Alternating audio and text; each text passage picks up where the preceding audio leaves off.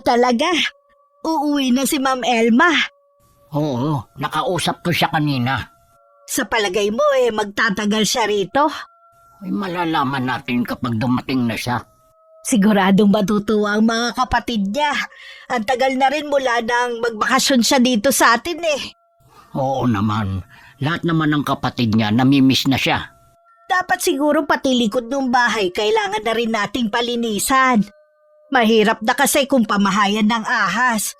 Baka mapansin niyo ni Ma'am Elma Naisip ko nga rin yan Ako na lang siguro maglilinis kaysa umupa tayo ng tao. Uumpisahan ko na rin mag-ayos at magpalit ng kortina sa 3 kwarto para hindi tayo gahulin sa paglilinis.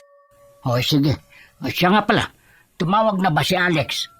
Nagchat-chat lang. Ang dami daw niya kasing ginagawa Tapos nag-part-time job pa para hindi na raw natin siya kailangan padalhan ng pera. Napakasipag talaga ng anak natin yun. Pero sana huwag niyang abusuhin ng katawan niya. Mahirap na kasi kung magkakasakit siya.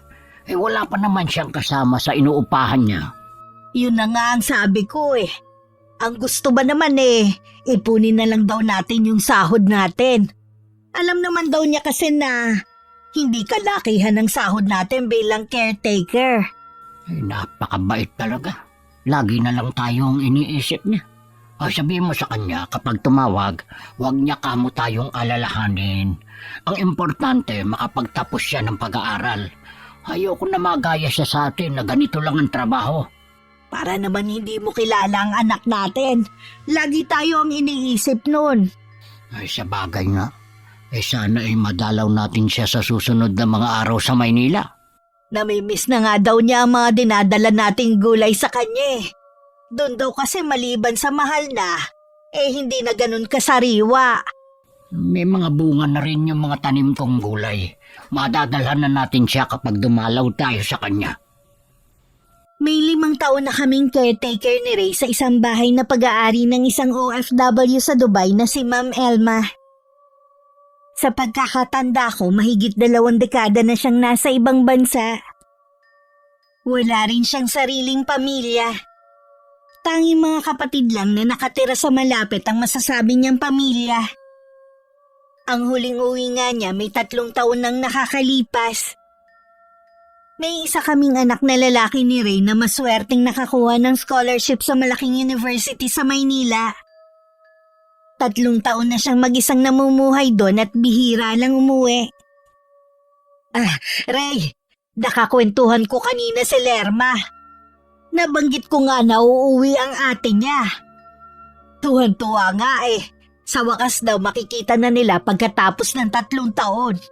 Alam mo ba, matagal ko na itong pinagtatakhan sa kanilang magkakapatid. Ang alin? Nagtataka ako na kahit kailan hindi sila pumupunta rito. At kung gaano kalaki itong bahay na ito, gano'n naman ang simple ng pamumuhay nila. Hindi naman kasi porke mayaman at nasa abroad ang kapatid nila, asa na lang din sila.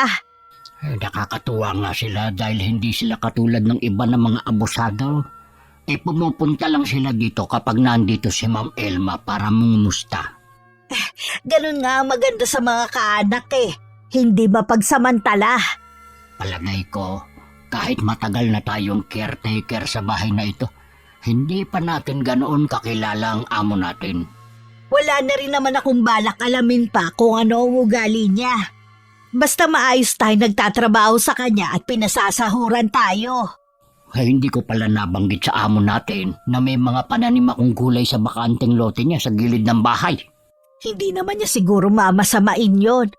Kaysa naman mga damong ligaw ang makinabang. Tsaka kapag umuwi naman siya makikinabang din siya ron. Sa bagay nga. Uwi nga pala muna ako sa bahay natin Tapos na rin naman ako sa mga gawain dito Doon naman ako maglilinis sa atin. Sige, uumpisahan ko na rin ang paglilinis sa likod bahay. Sa bahay na lang din ako magluluto ng tanghalian natin at dadalhin ko na lang dito. May sarili kaming bahay ng asawa ko. Araw-araw lang kaming pumupunta sa malaking bahay para maglinis. Si Ray minsan doon natutulog sa gabi para magbantay laban sa mga masasamang loob na pwedeng magtangkang pumasok. Iniiwasan din namin na pamahayin ng mga elemento ang bahay dahil walang nakatira. May kapatid si Ma'am Elma na umuupa malapit sa amin. Minsan nakakausap ko ito at napag-usapan namin kung bakit hindi sila tumitira sa malaking bahay. Tanging sagot nito, mas gusto nilang umupa at hindi umasa sa kapatid nila. Bali, 6 silang magkakapatid at pangalawa ang amo namin. Masasabi kong mabait ang magkakapatid at walang sinasabi na masama laban kay Ma'am Elma.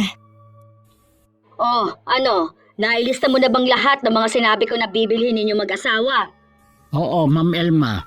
Ay siya nga pala, tuwan-tuwa ang mga kapatid mo na uuwi ka na. Binanggit mo sa kanila na uuwi ako? Nabanggit ni Norma sa kapatid ninyong si Lerma eh. Napaka-chismosa rin naman ang asawa mo, ano? Sinabi ko bang ipagkalat ninyo ang pag-uwi ko, ha? Ay, kapatid nyo lang naman ang sinabihan ng asawa ko. Hindi naman siya nagkukwento sa ibang tao. Kahit na! Imbis na tahimik sana akong uuwi dyan buong barangay na ang nakakaalam. Ay, pasensya na, Ma'am Elma. Hindi naman kasi namin alam na ayaw ninyong ipaalam sa kanila. Kayong mag-asawa, kasambahay ko lang kayo. Wala kayong karapatang makialam sa akin. Hindi ko kayo binabayaran para i-chismis ninyo ang pag-uwi ko dyan. Ay, pasensya na talaga, Ma'am. Hindi na yun mauulit. Pagsasabihan ko rin si Norma na maging maingat sa pagkukwento. Oy, dapat lang. Kahit kung hindi, tatanggalin ko kayo sa trabaho ninyo. Wag naman, Ma'am Elma. Nasaan ba si Norma? Ay, pumunta sa bayan. Pabalik na rin siya. Yung bang kwarto dyan, malinis na. Nilinis na niya nung isang araw pa. Nakapagligpit na rin siya ng mga bedsheet at kortina. Pag uwi ko, kailangan malinis lahat.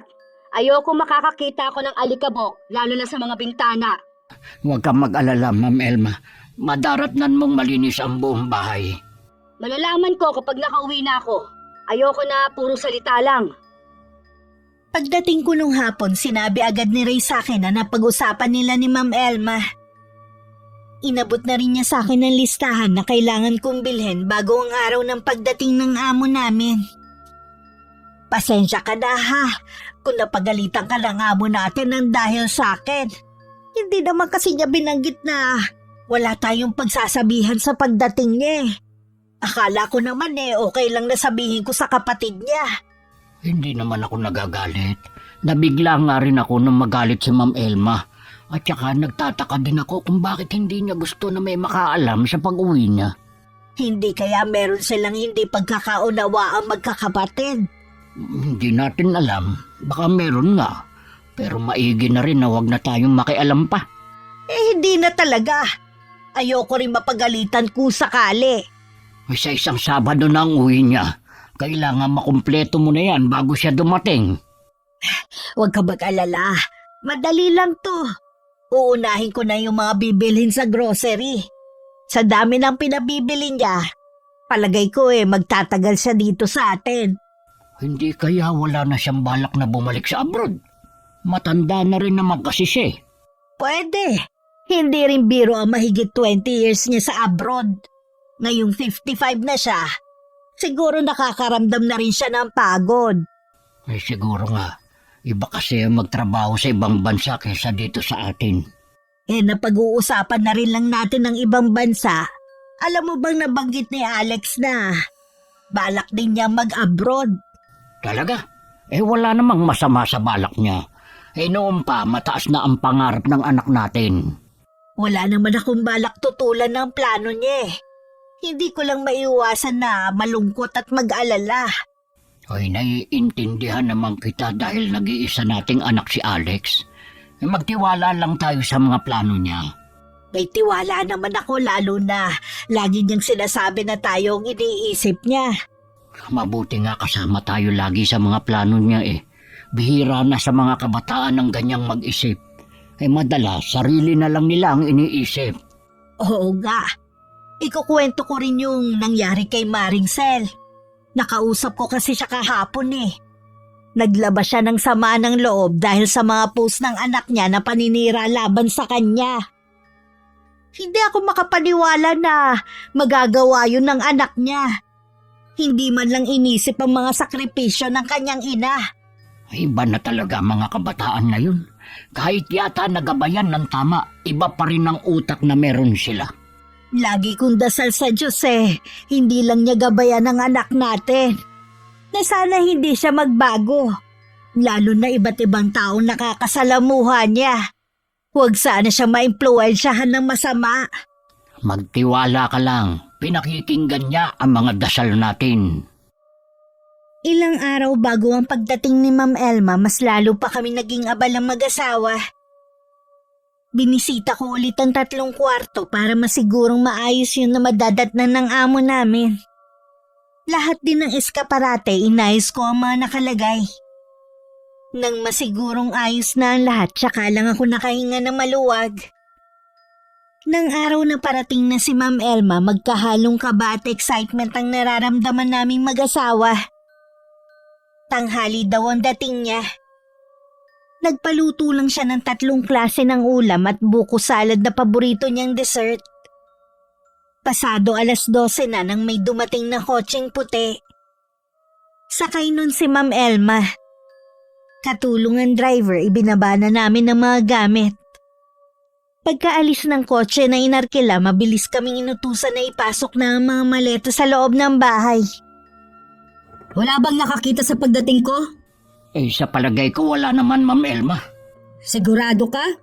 Ganitong oras kasi walang taong tumatambay sa labas. Kaya nasisiguro namin na walang nakakita sa pagdating mo. Ay, mabuti naman. Baka nagugutom ka na. Maghahain na ako. Tama, maghain ka na muna. Kanina pa nga ako nagugutom. Kumusta naman ang biyahe mo? Nakakapagod pa rin kahit nakaupo lang sa eroplano. Tsaka iba ang pagod ko sa mahabang pagtatrabaho sa ibang bansa. Ay, Ma'am Elma, pwedeng magtanong, Ano yon? magtatagal ka ba rito? Wala na akong balak bumalik sa Dubai. Talaga? Ayoko mababanggitin nyo kahit kanino na wala na akong balak bumalik ng ibang bansa. Kahit ba sa mga kapatid mo ayaw mong ipaalam na hindi ka na babalik sa ibang bansa? Lalo na sa kanila. Bakit naman? Huwag ka naman maraming tanong pa dyan. Pasensya na. Ang mabuti pa, iakyat mo ng mga maleta ko sa kwarto ko sa taas. Oo, sige. Ingatan mo mga yan. Habang kumakain si Ma'am Elma, tahimik naman ako sa isang tabi. Naghihintay kung meron pa siyang iuutos. Si Ray, pagkatapos maiakyat ang mga maleta sa taas, lumabas muna siya ng bahay. Mukha naman nasarapan ng amo ko sa mga putahe na ipinaluto niya. Hindi ko maiwasang hawakan ng tiyan ko. Kanina pa kasi ako nagugutom. Hindi pa rin kami kumakain ni Ray dahil ang dami naming inunang gawin. Masarap ka pala magluto, Bata pa lang kasi ko, tumutulong na ako sa tiyahing kung may karinderya. Doon ko natutunan ang tamang pagtitimpla ng ulam. Ikaw na ang magluluto ng ulam ko araw-araw. Ma'am Elma, hindi ba kayo magbabakasyon sa ibang lugar? Gaya ng ginawa nyo nung nakaraan na pag-uwi ninyo? Hindi na, gastos lang yan. Baka marami pang sumabit. Ma'am, sigurado na ba kayo na hindi natin ipapaalam sa mga kapatid nyo na nandito na kayo? Nung makausap ko ang isa mong kapatid tuwang-tuwa siyang malaman na pauwi na kayo. Hindi, huwag kayo makulit na mag-asawa. Sa susunod ka, Norma, huwag mo kong pangungunahan. Palalampasin ko ginawa mo pero sa susunod, hindi na. Oo, ma'am. Pasensya na kung nasabi ko kay Lerma na pauwi ka. Hindi ko kasi alam na ayaw mo na may makaalam Alam mo naman ng ibang tao, kapag may nasa abroad na kamag-anak at alam na pauwi, para mga linta. Tingin ko naman hindi sila ganon. Akala mo lang, oras na malaman nilang nandito na ako, para yung mga langgam na magsusulputan dito. Hindi na lang ako nakipagtalo. Halata namang hindi tumatanggap ng opinyon ng amo namin. Hindi na rin naman siya nagsalita ulit. Nang makatapos siya sa tanghalian niya, walang paalam na umalis siya sa hapagkainan at saka umakyat. Iniligpit ko na muna ang pinagkainan ni Ma'am Elma bago ko tinawag si Ray para kami naman ang kumain. Kahit ang asawa ko, gutom na rin.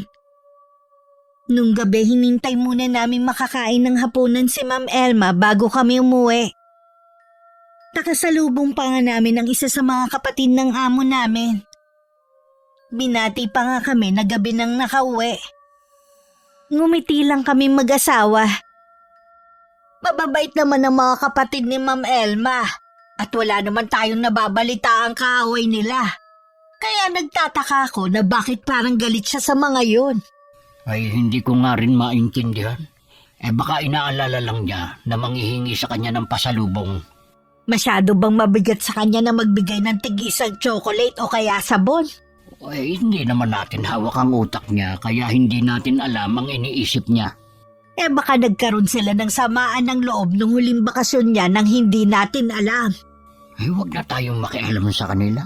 Baka mamaya, tayo pa ang mapagalitan ni Ma'am Elma. Ang sungit ni Ma'am Elma. At hindi man lang nag-alok na kumain. Dati pa naman napansin ko nang may ugali siya pero ngayon kasi mas lumala Baka pagod lang yun dahil kauuwi lang. Huwag muna natin siyang husgahan. Nahiya nga din ako sa kapatid niya kanina. Ako rin naman. Kaya lang pinagbawalan tayong magsalita. Wala tayong magagawa kundi itikom ang bibig natin.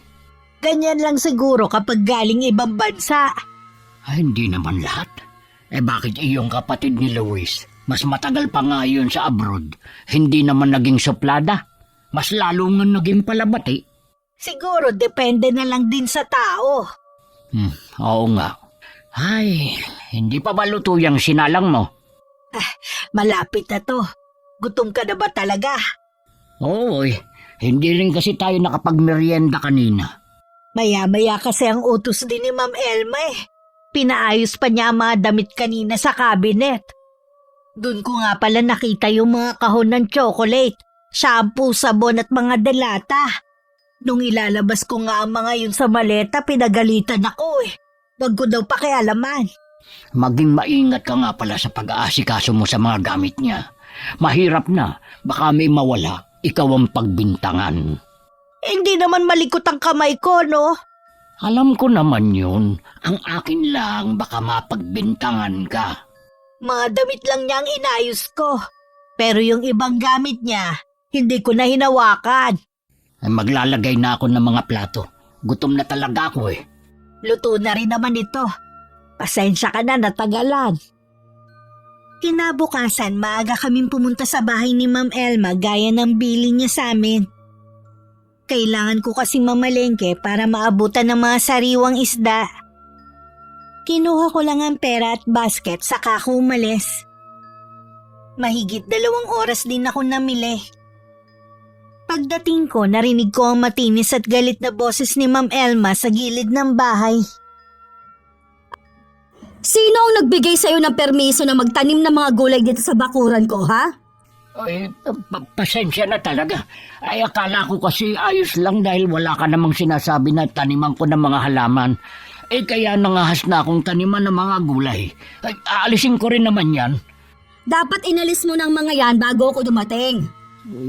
Nanghihinayang kasi ako na bunutin dahil may mga bunga na mapapakinabangan mo rin naman ang mga gulay. Anong tingin mo sa akin? Walang pambili ng mga gulay? Hindi naman. Kaya lang mas masarap kasi ang mga gulay kapag bagong pitas. Huwag ka na nga magpaliwanag pa. Tanggalin mo na mga halaman mo sa bakuran ko. Hindi ba pwedeng hintayin na lang natin na mapitas ko ang mga gulay? Ikaw ba may-ari ng lupa, ha, Ray? Hindi. Nakikiusap lang sana ako. Baka pwede mo akong pagbigyan. Hindi! Ano pang hinihintay mo, Pasko? Bunutin mo mga yan! Sige, bubunutin ko na. Kahit hindi ko nakita ang mukha ni Ray, alam kong malungkot siya dahil kailangan na niyang bunutin ang mga pananim niya. Kahit ako nalulungkot din. Dahil alam kong tinanim niya yun para sa anak namin. Umaasa kasi si Alex sa pagdalaw namin sa kanya sa Maynila, meron kaming madadala. Nandyan ka na pala, Norma. Kararating ko lang, ma'am. Ang aga-aga pinapainit ng asawa mo ang ulo ko. Nakatiwangwang kasi yung lupa sa gilid. Kaya naisip kong sabihin kay Ray na taniman ng mga gulay. Ikaw naman pala ang pasimuno nun. Pasensya na talaga ma'am sa pakikialam namin. Ano pa kaya ang pinakialaman ninyo sa bahay na ito? Wala na kaming pinakialaman. Kundi nagtanim lang kami ng mga gulay. Pasensya ka na sa nagawa namin. Dahil sa ginawa ninyo, nawalan ako ng tiwala sa inyo. Para yun lang, humingi na rin kami ng dispensa. Hindi sapat na humingi lang kayo ng dispensa. Paalisin mo ba kami sa trabaho? Hindi. Bibigyan ko pa kayo ng isa pang pagkakataon. Pero hindi na pwedeng pumasok sa loob ng bahay si Ray. Kahit naman nun bihirang pumasok sa loob ng bahay ang asawa ko. Maliban na lang kung magpapatulong ako sa pagbubuhat ng mga kasangkapan. Sumasakit talo ulo ko.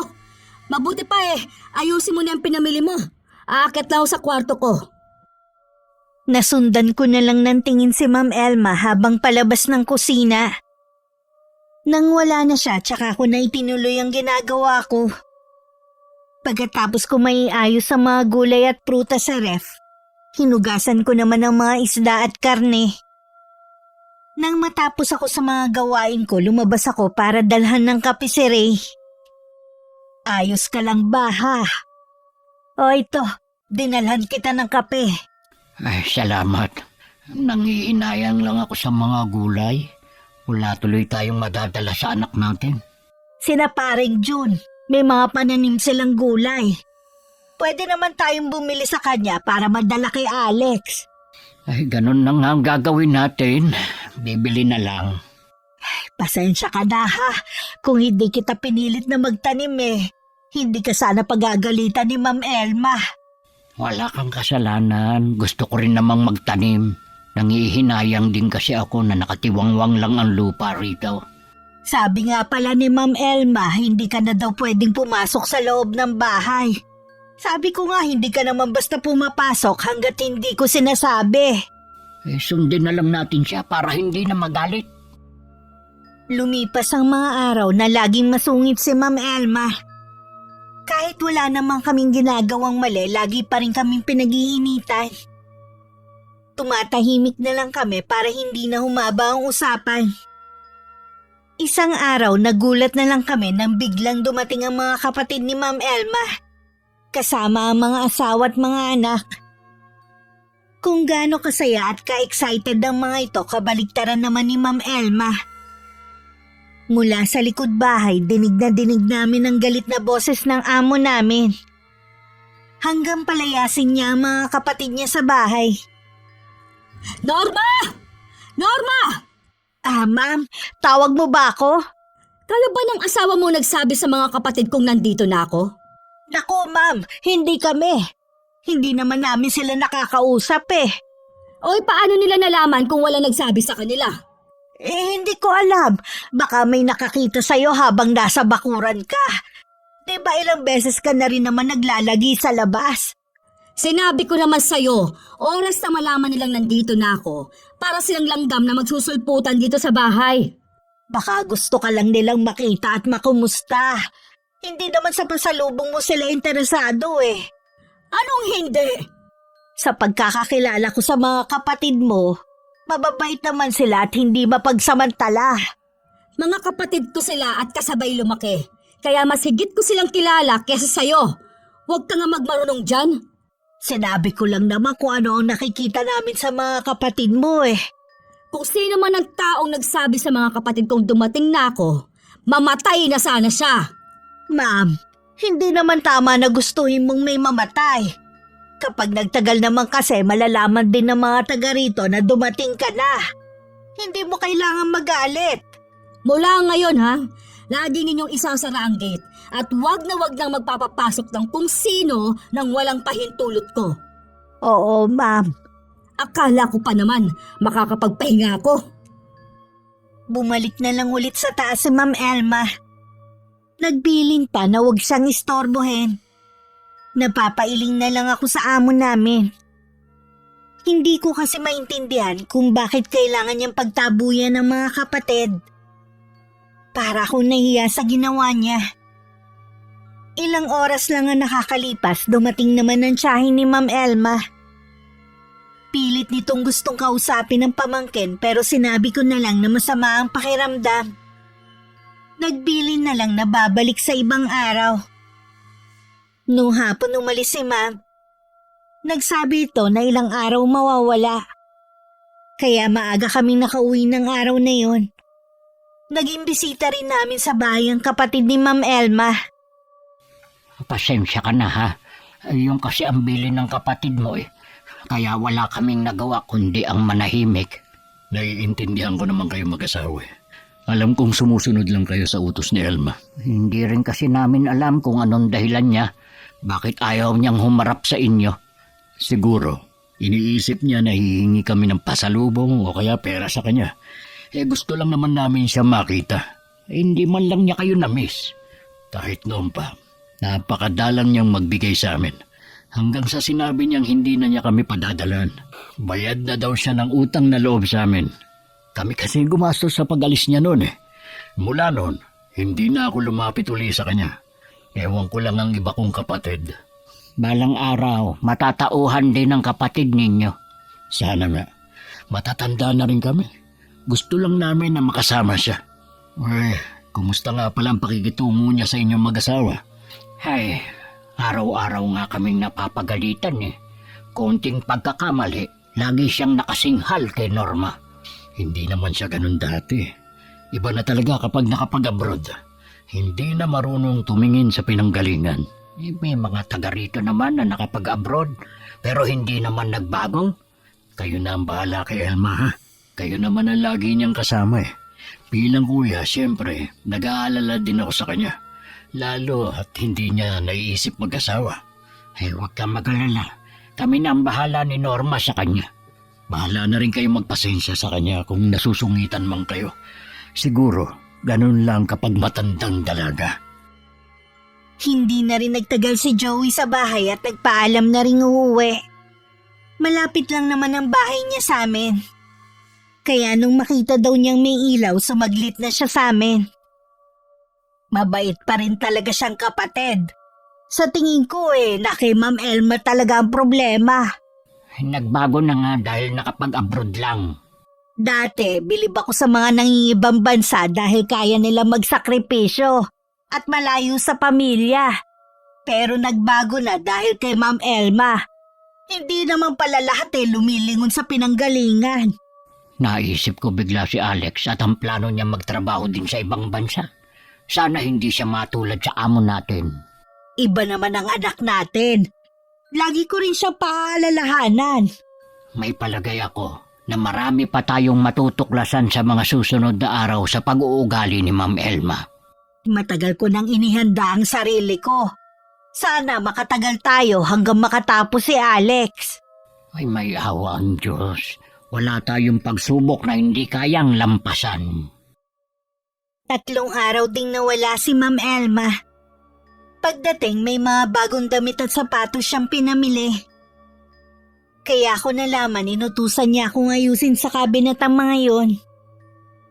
Nang mga sumunod na araw maraming kamag-anak ang pumupunta pa rin. Yung iba para humingi ng tulong dahil sa may sakit na kaanak. Anong akala nila sa akin? ATM? Ang kakapal ng mga muka? Gumagawa pa ng kwento na may sakit ang anak para makahingi lang ng pera. Totoo may sakit ang anak ng pinsan mo, Ma'am. Nakabigay na kami sa kanya dati ng konting tulong.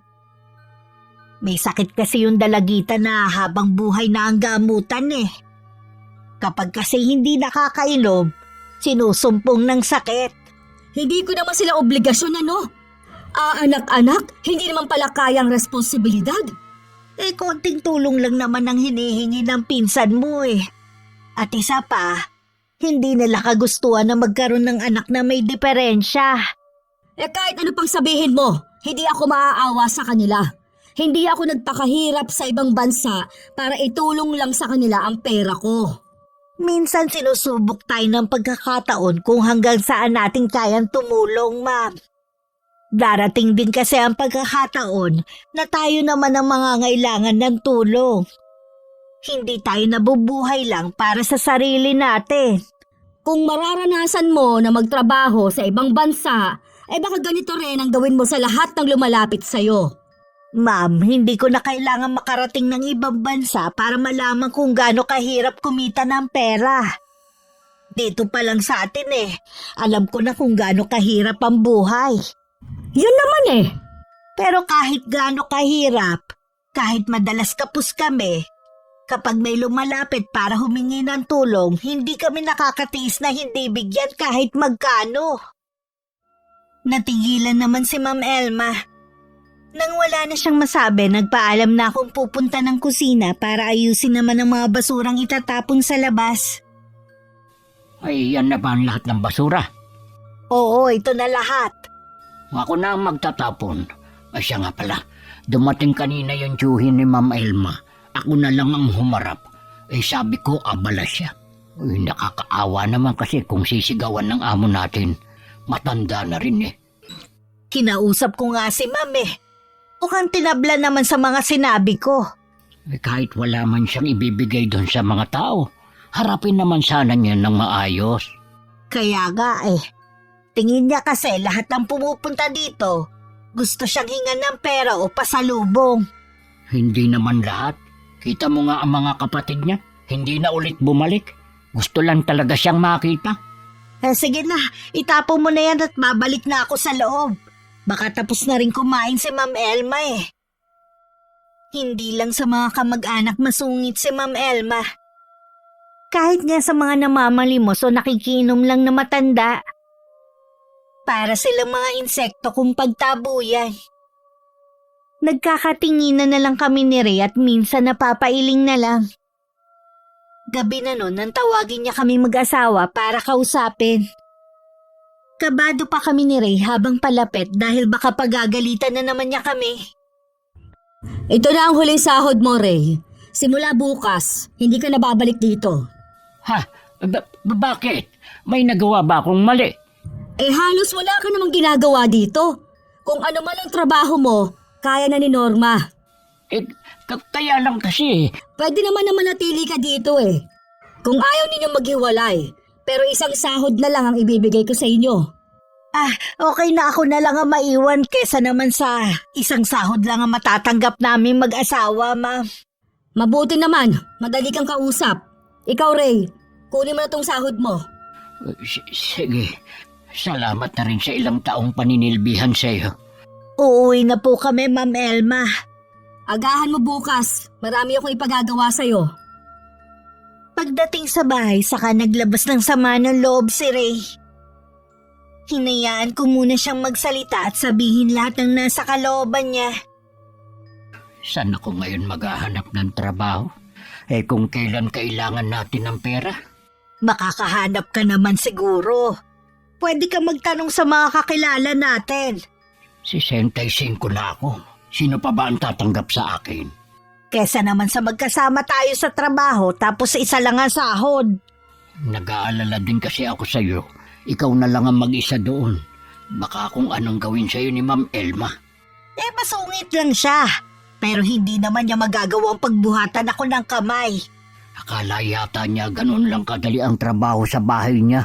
Kakayanin mo bang mag-isa ka na lang doon? Oo naman, alang-alang sa anak natin. Siya nga nagtitiis sa Maynila Tayo pa kaya? Kapag hindi mo na kinaya ang trabaho, umalis ka na rin doon. Ikaw naman, kailangan mo makahanap ng trabaho para may katuwang na ulit ako. Bukas na bukas din, magtatanong ako sa mga kakilala natin. Huwag kang madismaya. Tandaan mo habang may buhay, lagi may pag-asa. Hindi lang lungkot ang nararamdaman ko, kundi takot na rin. Hindi ko lang sinasabi nun kay Ray. May pagkakataong kapag nagkakamali ako dahil sa maliit na bagay o kaya naman matagal akong lumapit pag tinawag ni Ma'am Elma, inaambaan niya ako nasasaktan. Nung gabing yun, taimtim ako nagdasal na hindi sana mangyari ang kinatatakutan ko. Kinabukasan mas nauna pang nagising si Ray sa akin. Pinagtimpla na niya ako ng kape at pinagluto ng almusal. Hinatid pa niya ako sa malaking bahay pero hindi na siya lumapit sa may gate. Tinanaw na lang niya ako sa malayo. Bakit ngayon ka lang? Pasensya ka na ma'am kung ngayon lang ako nakarating. Ipagluluto na kita ng almusal. Sa susunod nga ha, agahan mong pagpunta. Oo ma'am. O siya nga pala, bakit nasa sako ang mga bote? Wala ka bang balak na itapon ng mga yan? Hinihiwalay ko talaga kasi yan sa basura. Pwede kasing ibenta ang mga yan. Ibinibigay ko yan sa isang matandang babae. Alisin mo mga yan dyan. Doon sa labas mo ilagay. Sige ma'am, doon ko ilalagay mamaya. Ipagtimpla mo nga muna ako ng kape bago mo ituloy ang pagluluto mo. Kanina pa humahapdi ang sikmura ko. Sige ma'am. O siya nga pala. Tapos na bang mag-aral ang nag-iisa ninyong anak? 1 taon na lang gagraduate na si Alex. Sa Maynila siya nag-aaral. Sigurado ba kayo na nag-aaral ang anak ninyo? Baka niloloko lang kayo para padalhan ninyo ng pera. Nakapunta na ba kayo sa university na pinapasukan niya? Hindi pa. Sa tinutuluyan lang niyang boarding house. Parang imposible naman na doon pa siya nakapasok eh. Meron namang eskwelahan dito na malapit. Nakapasa kasi siya sa scholarship kaya doon siya nakapasok eh. Allowance at upa na lang niya ang iniintindi namin ng ama niya. Hindi ako naniniwala. Bakit? Gaano ba katalino ang anak ninyo para makapasa sa scholarship? Namamana kasi ang talino eh. At kayong mag-asawa, tingin ko, wala kayo nun. Matalino ang asawa ko, ma'am. Hindi lang siya nakapagtapos ng pag-aaral dahil sa kakapusan ng pera. Sa kanya nagmana ang anak namin. Hindi pa rin ako naniniwalang kaya ninyo magpaaral. Dahil ba mahirap lang kami? Sa'yo na rin ang galing yan. Maliit lang naman ang sahod ninyo sa akin. Kahit pa sabihin ninyong scholar ang anak ninyo, sa taas ang bilihin sa Maynila, malabo yung sinasabi mo. Balang araw, mapapatunayan ko rin na totoong sinasabi ko. Nagkibit-balikat na lang si Ma'am Elma. Inilapag ko na rin ang tasa ng kape sa harapan niya. Saka ko binalikan ng ginagawa ko. Bago magtanghalian, dumating naman si Joey. May dala siyang imbitasyon para sa kaarawan ng bunso niyang anak. Sinabi niya na nakay na ang imbitasyon namin. Oh, para saan ang imbitasyon na to? Sa birthday ng anak ko si Michelle. 18 na siya kaya pinagandaan namin. Wala akong pang-ambag sa cake, lechon o ibibigay na mamahaling regalo ha? Hindi naman yun ang ipinunta ko eh. Gusto ko lang na imbitahan ka. Ganun na rin yun. Kunwari, imbitahan mo ko. Pagkatapos hihingan ninyo ko. Wala akong hihingi na kahit na ano sa'yo. Ang gusto ko, nandun ka sa mahalagang okasyon ng anak ko. Hindi ako pupunta. Ayoko ng mga ganyang mga okasyon. Dahil ba hindi ka nasanay sa mga simpleng handaan? Napansin ko kahit sa pananamit, nagbago ka na. Lagi kang nakapustura kahit nandito ka lang sa bahay. Hindi na ikaw ang dating kapatid namin. O tama ka kuya. Nagbago na ako. Hindi na ako sanay sa mga simpleng okasyon. Magbibigay na lang ako ng perang pangregalo sa anak mo. Itago mo na lang yan. Hindi ko kailangan ng pera mo. Tumatanggi ka ba sa grasya? Hindi naman to sa'yo, kundi sa anak mo. Siguradong matutuwa na ito si Michelle. Hindi ko pinalaki ang anak ko sa material na bagay. Ayoko kasing pera magiging basehan nila para maging masaya. Kung ayaw mo ng perang ibinibigay ko, ikaw ang bahala. Sana maisip mo na mas mahalaga pa rin ang pamilya kesa sa perang meron ka ngayon. Bakit ba palagi ninyong sinisilip ang pera ko, ha? Huwag mong sabihin naiinggit kayo sa narating ko. Hindi kami naiinggit. Masaya pa nga kami para sa iyo eh. Ang gusto lang namin, matuto kang lumingon kung saan ka nang galing. Matuto ka sanang maging mapagkumbaba. Ay kung wala ka nang sasabihin at ayaw mo namang tanggapin ang perang ibinibigay ko, umalis ka na. Hindi ko maiwasang maawa kay Joey. Hinatid ko pa siya hanggang sa may gate. Ikaw na ang bahalang magpasensya sa kapatid mo. Gusto lang sana namin siyang makasama. Sa linggo pa naman ang birthday ni Michelle eh. Malay mo magbago pa ang isip ni Ma'am Elma. Sa tingin ko hindi na magbabago ang isip ni Elma. Nabanggit nga pala ni Ray na tinanggal na siya ng kapatid ko. Kaya mo ba ang trabaho ditong mag-isa? Kakayanin ko para sa anak namin. 1 taon na lang matatapos na siya. Ngayon pa lang, binabati ko na kayo ni Ray. Salamat. Malapit na rin magbunga ang mga sakripisyo naming 3. O paano? Aalis na ako. Aasahan ko kayo sa linggo ni Ray, ha? Nang makaalis si Joey, bumalik na ako sa loob ng bahay. Sa maghapon na yun, hindi naman ako napagalitan ni Ma'am Elma. Mukhang okay naman ang mood niya. Kaya kinausap ko siya tungkol sa birthday ng pamangkin niya. Ma'am, hindi naman sa nakikialam ako, ha? Bakit hindi ka pupunta sa birthday ng pamangkin mo? Naalala ko, may lakad din ako sa araw na yon. Ganun ba? At isa pa, sigurado naman kung sino-sinong imbitado ni Kuya Joey. Mga taga rito lang naman ang iniimbita niya. Ilang beses na rin kami nakakapunta sa mga okasyon nila. Yun na nga mga taga rito lang naman ang iniimbita niya. Ibig sabihin, ayaw mo sila makahalubilo? Ganun na nga. O karapatan ko naman siguro mamili kung sinong pakikisamahan ko, di ba? Oo nga, ma'am. Kaya lang kasi kapatid mo naman yung nag-iimbita Bakit ba napilit kang pumunta ako kina Kuya Joey, ha? Naaawa lang kasi ko sa kanya. Alam kong gusto ka lang niyang makasama. Ay, ikaw Norma, magtapat ka nga. May gusto ka ba sa kapatid ko, ha? Nakita kita na ang tagal mong nakipag-usap sa kanya kanina. Wag mo naman sanang bigyan ng mali siya ang pakikipag-usap ko sa kapatid mo. Matagal na namin siya kaibigan ni Ray. Mula nang tumira kami sa lugar na ito. Kung ayaw mong paghinalaan kita, manahimik ka na lang. Huwag ka makialam sa akin. Hindi na. Pasensya ka na. Dahil gusto ko lang magmagandang loob, mukhang ako pa ang napasama. Mula nun hindi ko na binanggit ang tungkol sa birthday ng anak ni Joey. Ilang araw pagkatapos ng pag-uusap namin yun ni Ma'am Elma kung sino-sino na ang pumupunta sa bahay niya. Mukhang hindi sila basta-basta kung pagbabasihan ng mga ayos. Naisip ko ganung mga tao pala ang gustong kasama ni Ma'am Elma.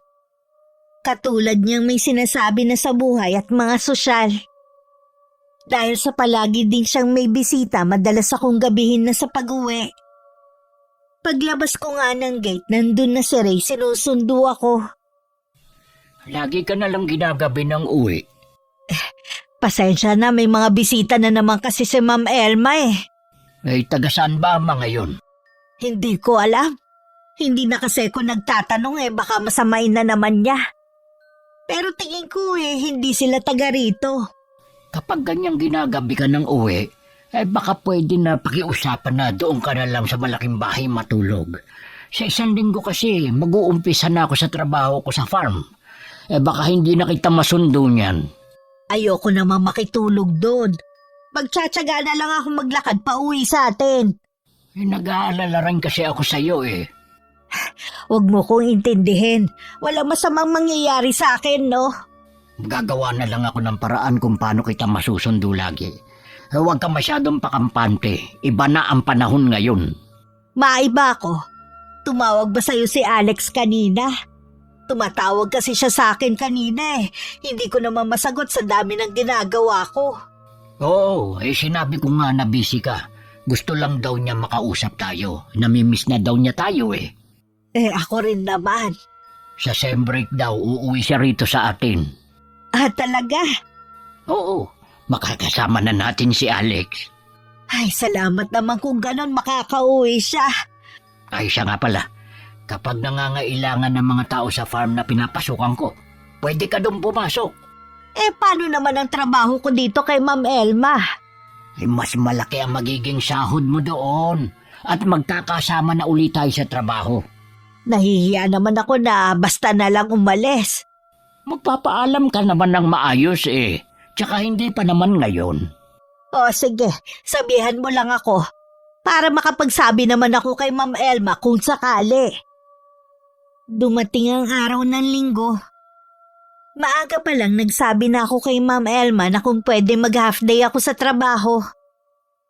3:00 kasi ang umpisa ng birthday party ng anak ni Joey.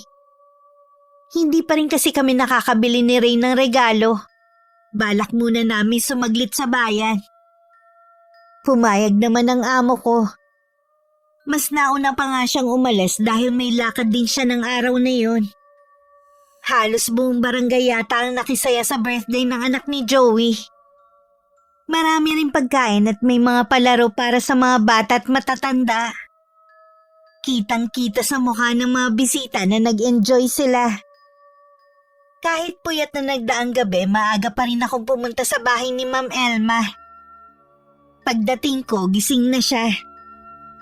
Kahit hindi niya inuutos, pinagtimpla ko na siya ng kape. Anong oras natapos ang party kahapon? Pasado 10:00 na rin. Mukhang pinaghandaan talaga ni Kuya Joey ah. Oo, nag-iisang babae lang kasi at debo pa.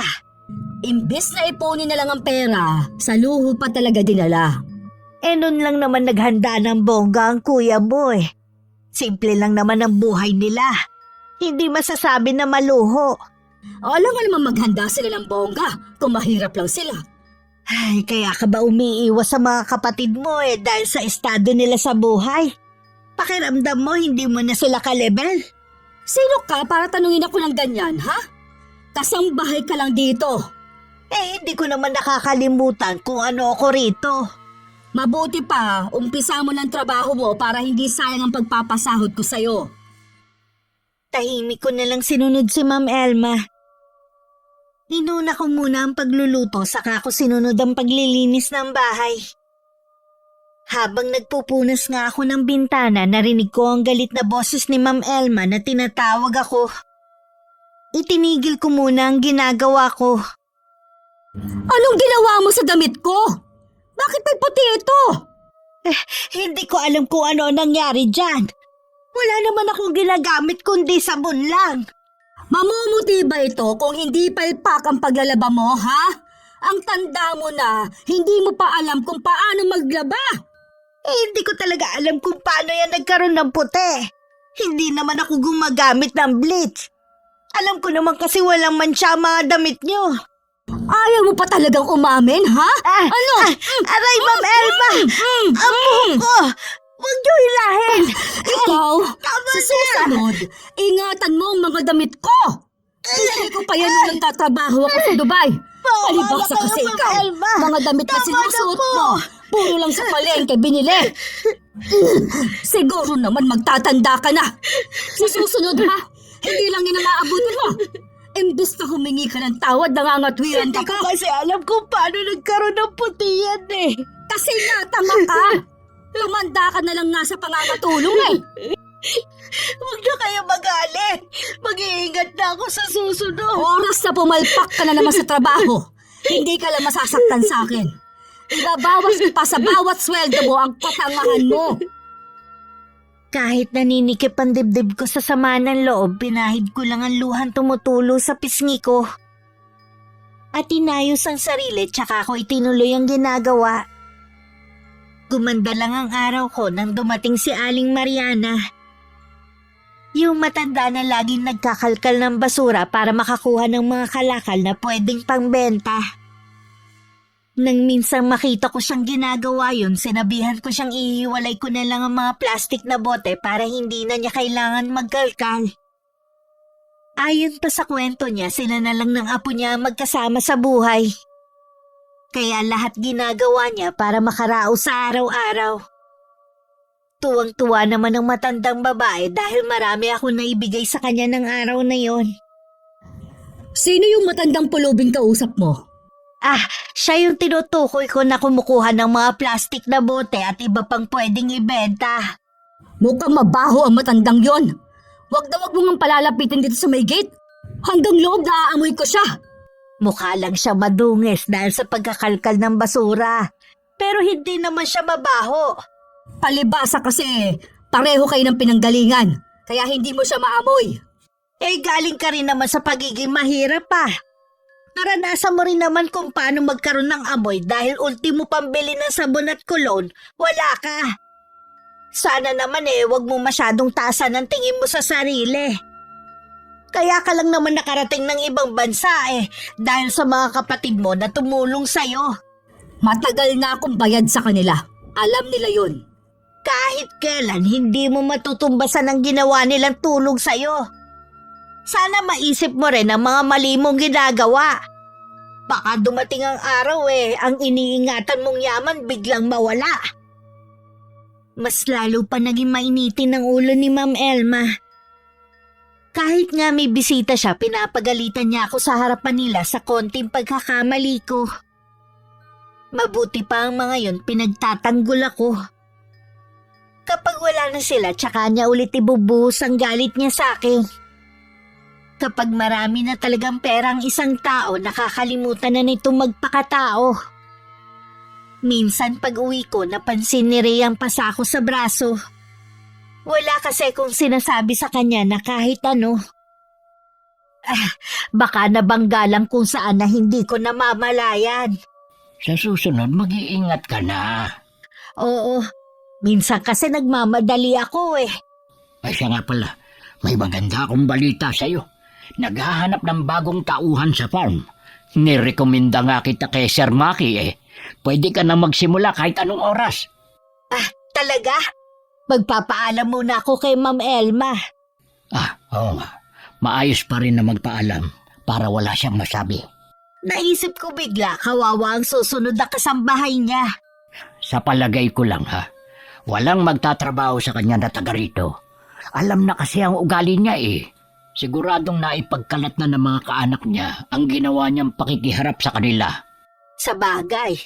Minsan nga sinabihan ko siya hindi ko na rin kasi matiis ang mga lumalabas sa bibig niya. Nagalit lang siya. Kaya tama lang na umalis ka na dun sa kanya. Bukas na bukas din pagpasok ko, magpapaalam na ako sa kanya. Ay, excited na ako na sa wakas. Magkakasama na naman tayo sa trabaho. Ako din naman. Nasanay na kasi ko na lagi kang kasama sa lahat ng oras Meron man akong kabang nararamdaman sa pagsasabi kay Ma'am Elma, may saya naman sa puso ko. Na sa wakas makakaalis na rin ako sa bahay na yun. Wala namang problema sa trabaho dahil sanay naman ako sa mabibigat na gawain. Pero hindi ang mga masasakit na salitang ibinabato niya sa akin. Sa kabila ng mga ginagawa niya, hangad ko pa rin ang kabutihan niya. Sana din huwag siyang magkasakit dahil mahirap ang mag-isa sa buhay. Alam ko natatakot siya na magpapasok sa bahay niya ng mga kamag-anak sa pangamba na maubos lang ang perang pinaghirapan niya. Pero sana maisip niya na hindi sa lahat ng pagkakataon mahalaga ang pera. Habang kumakain si Ma'am Elma, saka ko sinabi ang pag-alis ko. Kita naman sa mukha niya ang pagkagulat sa biglang pamamaalam ko. Ano ang dahilan? Bakit ka aalis? Tumatanggap kasi ng trabahador sa farm na pinapasukan ni Ray. Pumayag na ang amo niya na magtrabaho ako doon. May trabaho ka na dito. Bakit kailangan pang lumipat? Gusto ko rin kasing kasama ang asawa ko. At malaki rin ang sahod. Kailangan namin yon dahil may pinapaaral kaming anak. Baka akala mo madali ang trabaho sa farm. Mas mahirap pa sa mga gawaing bahay. Sanay naman ako sa mabibigat na trabaho mula pa nung bata ako Kung kailang maraming gawain dito, saka ka naman nagpapaalam. Lagi naman may gawain dito sa bahay mo. Ayaw mo kasi na wala akong ginagawa. Gusto mo sulitin ang bawat sentimo na binabayad mo. Natural, mahirap kumita ng pera.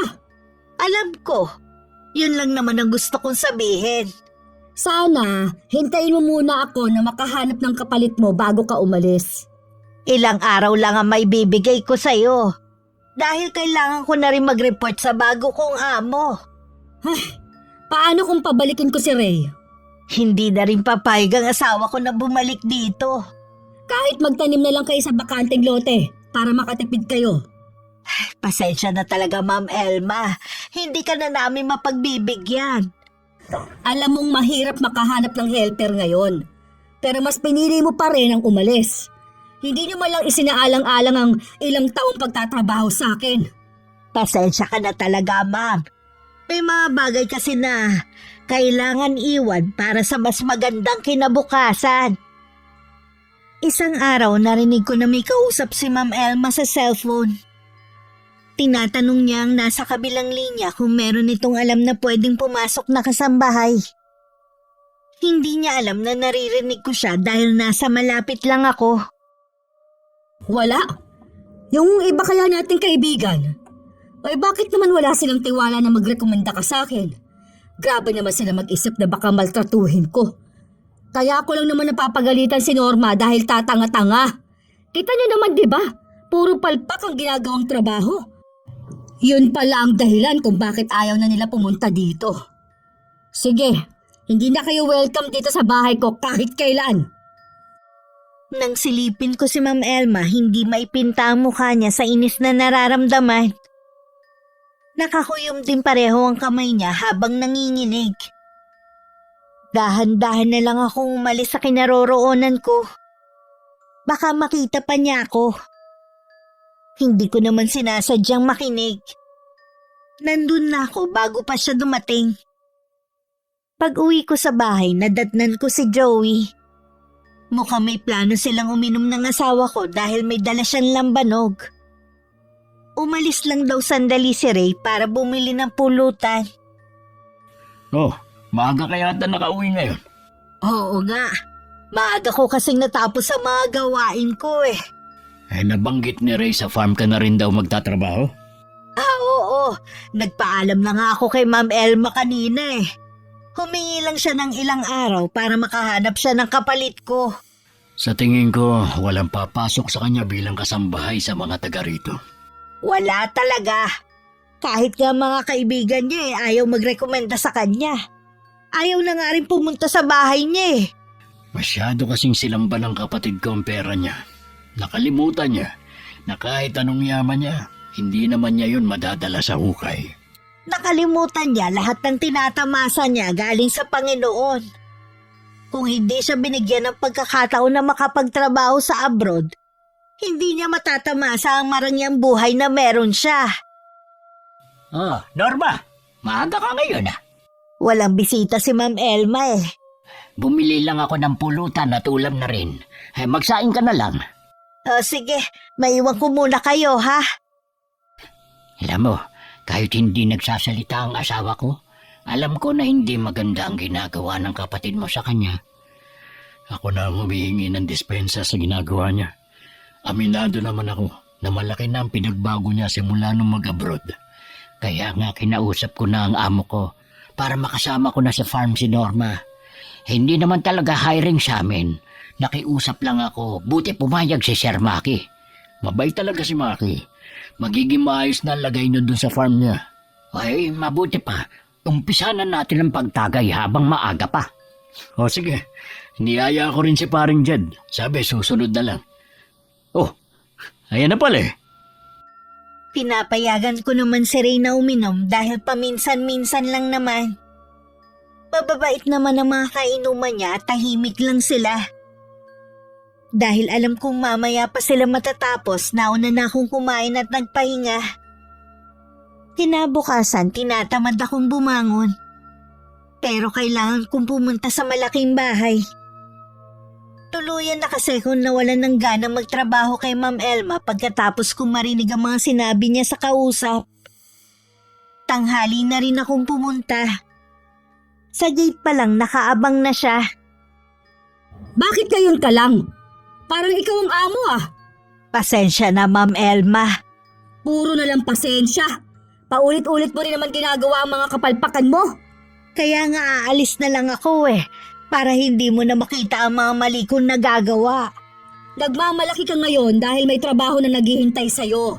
Baka gusto mong kausapin ko magiging amo mo ano? Ikaw ang bahala kung yan ang gusto mo. Kahit siraan mo pa ako sa kanya at hindi na niya ako tanggapin sa farm niya, aalis pa rin ako sa bahay na ito. Pumasok ka na nga sa loob at umpisa mo na maglinis. Sumunod naman ako at naglakad na papasok ng bahay. Nalingunan ko pa si Ma'am Elma na lumabas ng gate. Alam kong pupunta siya sa farm. Nagkibit balikat na lang ako. Kahit mawalan pa ako ng kita, hindi ko iindahin.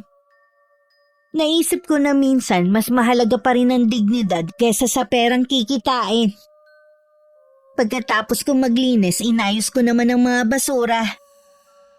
Ang iba na ilabas ko na kagabi. At ilalabas ko na rin ang iba kasama ng mga kalakal na ibibigay ko kay Aling Mariana mamaya. Habang nag-aayos nga ako, nakarinig ako ng komosyon sa labas. Parang boses ni Ma'am Elma.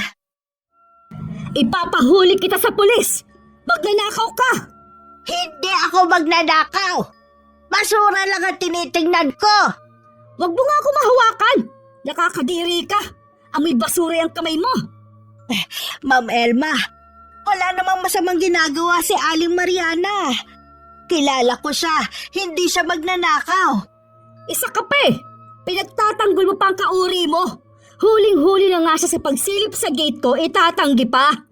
Ako lang ang sinisilip niya. Hindi kasi ako agad nakalabas. Baka magkasabot kayong dalawa na pagdakawan ako. Ma'am Elma, kilala ng mga tao rito si Aling Mariana na mabait at walang ginagawang masama. Kahit makarating pa tayo sa barangay. Ikaw na matanda ka? Huwag na huwag ka nang makakalapit-lapit dito sa gate ko, ha? Doon ka sa bundok ng basura, mga lakal. Huwag dito. Baka magdala ka pa ng kung anong sakit eh. Sobra ka naman, ma'am. Hindi ka na naawa sa matanda. Darating ang panahon, tatanda ka rin.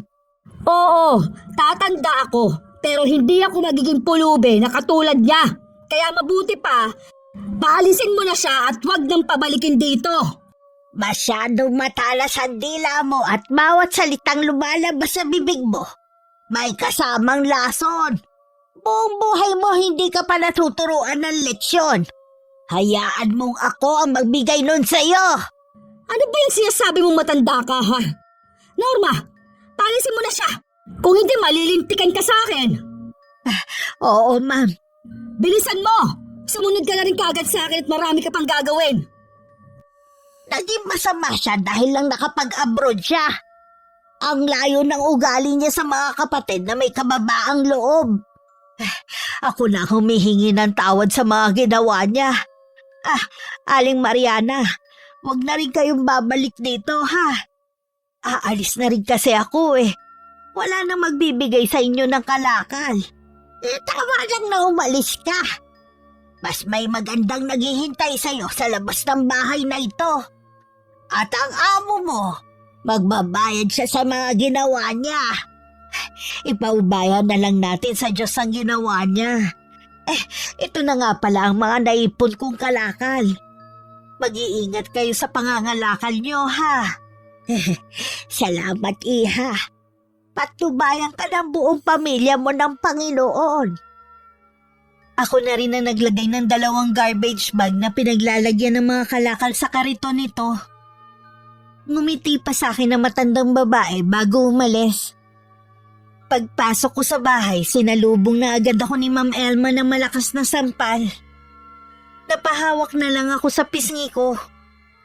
Bakit ang tagal mo? Sinabi ko sa'yo sumunod ka kaagad. Tinutulungan ko pa kasi si Aling Mariana na mailagay sa kariton ng mga kalakal. Inuna mo ba talaga ang basurang yon kaysa sumunod sa utos ko? Maaaring basura lang yun sa'yo. Pero sa matandang yun, kayamanan ng maituturing. Dahil doon niya kinukuha ang pang-araw-araw nilang gastusin na maglola. Wala akong pakialam. Wala ka naman palang pakialam eh. Pues wala na rin akong pakialam sa'yo. Bahala ka na sa buhay mo. Oh, saan ka pupunta? Aalis na. Kahit hindi ko na makuha ang huling sahod ko sa'yo, basta aalis na ako sa bahay na ito. May usapan tayo na hanggat wala akong nahahanap na kapalit, hindi ka pwedeng umalis. Sa tingin mo makakahanap ka ng kapalit ko sa ugali mong yan, ha? Wala ka rin naman mapapasukan kapag umalis ka dito. Nagtagumpay ka bang siraan ako kay Sir Maki, ha? Oh, baka nga pati si Ray tanggalin na rin niya. Okay lang. Makakahanap pa naman kami ng trabaho eh. Hindi ako mawawalan ng pag-asa. Sa'yo, walang magtsatsaga na manilbihan sa'yo. Kahit nga mga kaibigan mo, iniwag ka na dahil hindi nila matiis ang ugali mo. Norma! Bumalik ka dito! Norma! Huwag kang umalis! Nang makalabas ako ng gate, parang naalis na rin ang mabigat na nakadagan sa dibdib ko. Napatingala pa ako sa kalangitan na para bang sa wakas nakalaya na rin ako. Pagdating sa amin, nagpahinga lang ako bago ang bahay naman namin ang inasikaso ko. Nung dumating si Ray, sinabi niya nang galing sa farm si Ma'am Elma. Alam ko, ayos lang naman kung hindi na ako tatanggapin ng amo mo eh. Baka kahanap pa naman ako ng ibang trabaho. Ano ka ba? Tanggap ka na nga, hinihintay ka na nga lang kung kailan ka papasok. Hindi ba siya naniwala sa mga sinabi ni Ma'am Elma? Kung nakita mo lang kung paano napahiya sa maraming tao si Ma'am Elma, akala yata niya, porke magkapantay sila ni Sir Maki ng katayuan sa buhay, maniniwala na yun sa kanya. Kaya pala galit na galit siya kanina pagbalik. Si Aling Mariana pa nga napagbuntunan niya ng galit eh. Kawawa nga ang matanda. Ay, hindi na siya naawa. Darating din ang panahon na tatanda rin siya. Hindi ba niya naisip ang ginawa niya pwedeng bumalik sa kanya? Kaya hindi na ako nakapagpigil. Nilayasan ko na siya. Pinipigilan pa nga niya ako eh. Pwede bukas, pwede ka na makapagsimula sa farm. Oo, magkakasama na ulit tayo sa trabaho. Malalaman niya ngayon kung gaano kahirap ang walang kasama. Ang laki nga ng bahay niya, pero malungkot naman. Si Aling Mariana ba wala ba talaga siyang kamag-anak kundi apo niya? Ayun ang alam ko. Wala namang kasing taga rito nagkukwento tungkol sa matandang yun. Bakit mo naman naitanong? Wala naman. Baka dala lang ng galit kaya niya nasabi ang bagay na yun kay Ma'am Elma. Kahit naman sino talaga magagalit. Kalimutan mo na ang pangyayaring yun. Humanda ka na lang sa pagpasok mo bukas sa farm.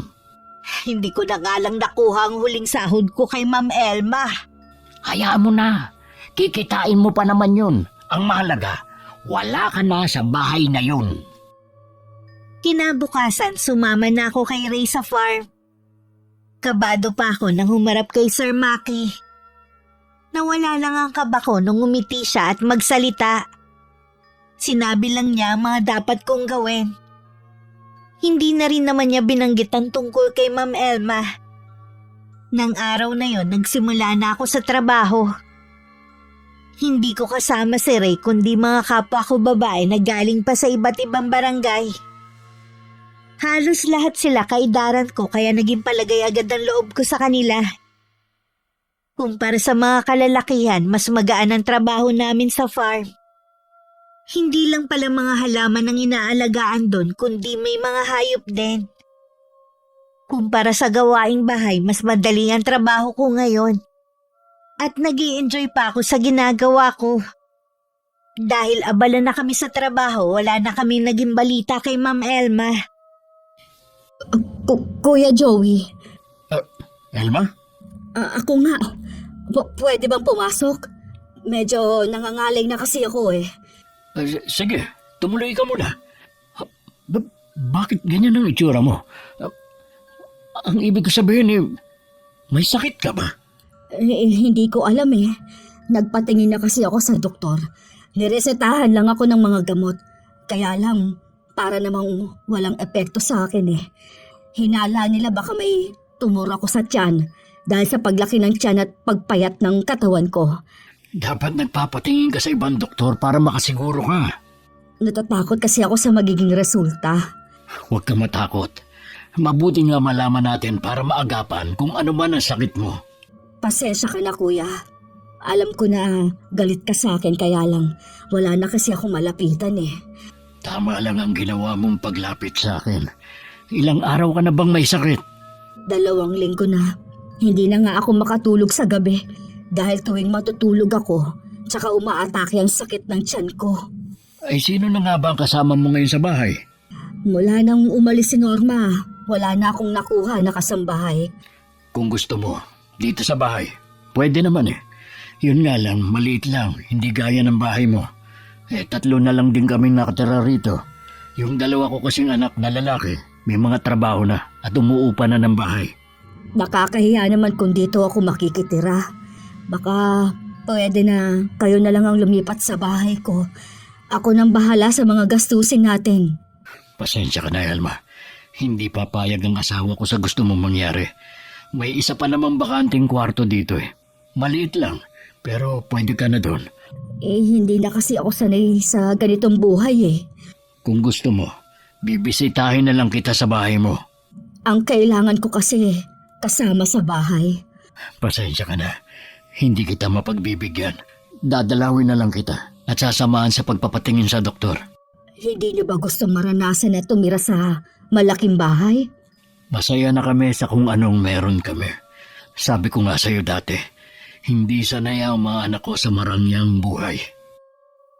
Walang nagawa si Ma'am Elma kundi umuwi. Sinamahan naman siya ng kapatid sa pagpapacheck up. 2 doktor ang pinuntahan nila, pareho lang ang sinasabi ng mga ito. Hindi matukoy ang sakit ni Ma'am.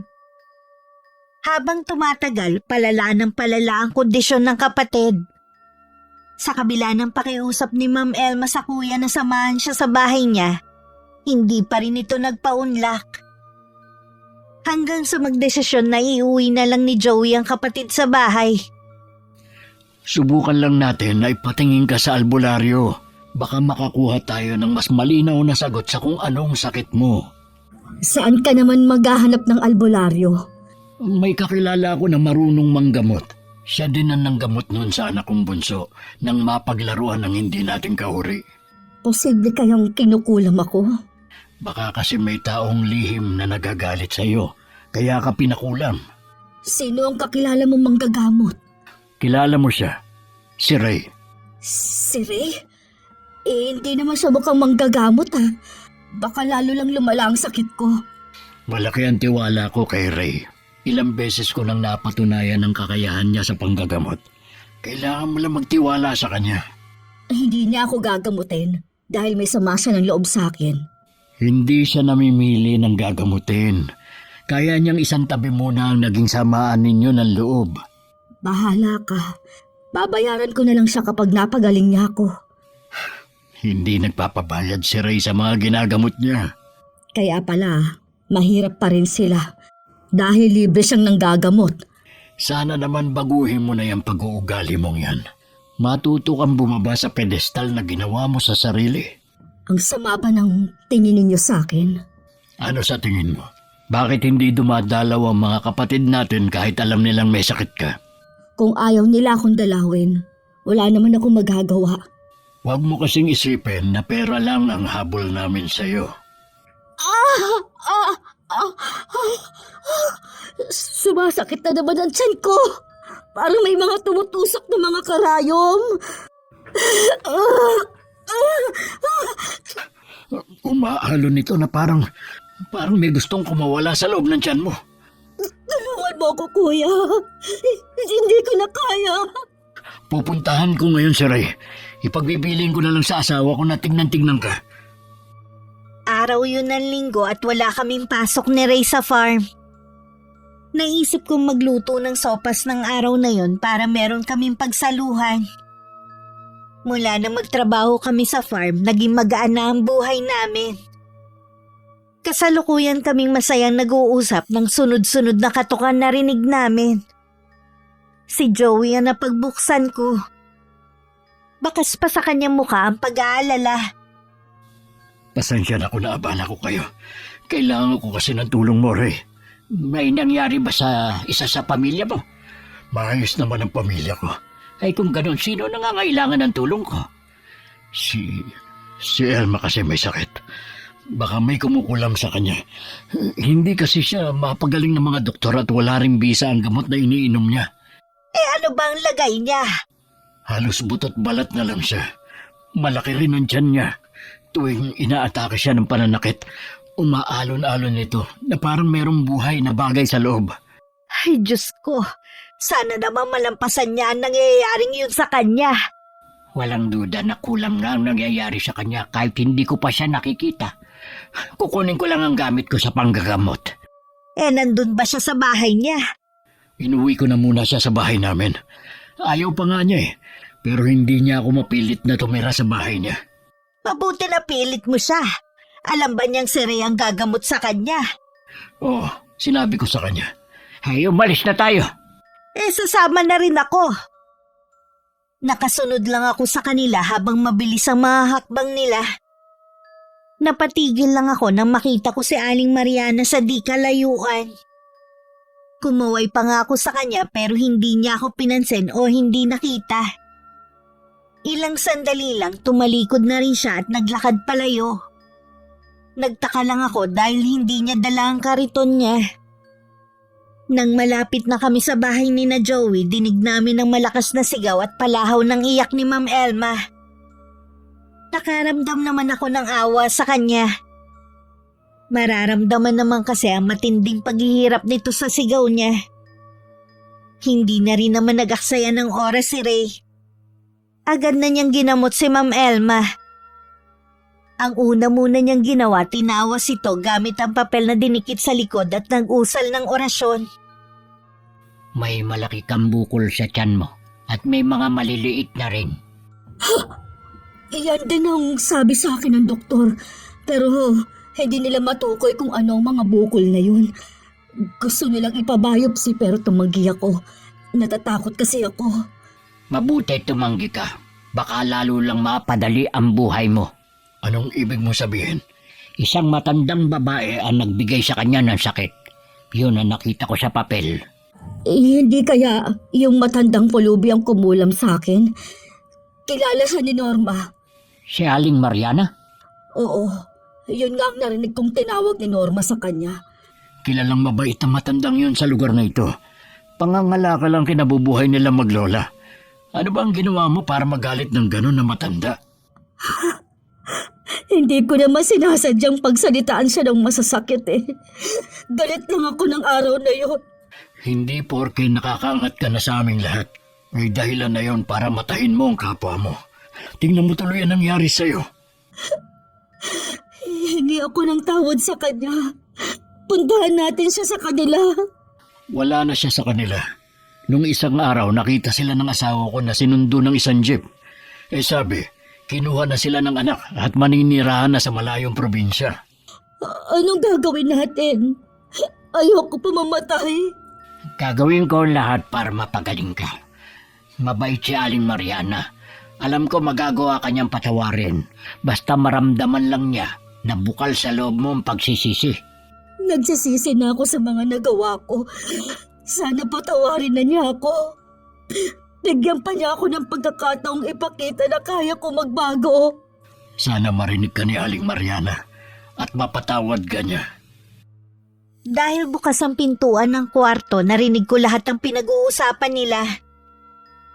Napasulyap pa ako sa labas ng bintana. Kung nung isang araw pa wala si Aling Mariana, sino ang nakita ko kanina? Maaari kaya naglakbay lang ang espiritu ng matanda para tingnan ang kalagayan ni Ma'am Elma. Hindi ko alam kung maririnig ba ako ni Aling Mariana.